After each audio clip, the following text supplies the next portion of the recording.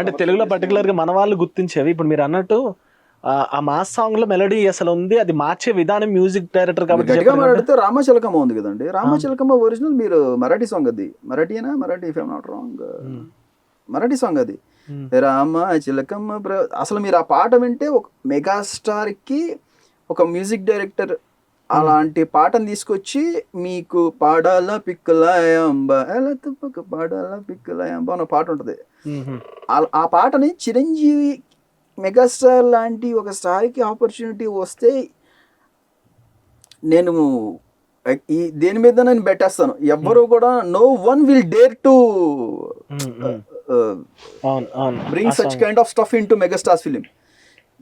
అసలు అది ఆ పాటని మీరు వింటే పాడాల పిక్లాయమా అని యూట్యూబ్లో కొట్టండి, ఆ పాటని విని ఇందులో ఈ మెలోడీ మనం కమర్షియల్గా ట్రీట్ చేయొచ్చు, ట్రీట్ చేస్తే అది మెగాస్టార్ ఫిలింలో సెట్ అవుతుంది, అయితే అది అంత పెద్ద లాంగ్ లాస్టింగ్ బ్లాక్ బస్టర్ అవుతుంది, ఒక తరానికే ఒక మెమరీలో ఉండిపోతుంది అని గెస్ చేయగలిగిన ఒక లెజెండరీ కంపోజర్ మణిశర్మ సార్.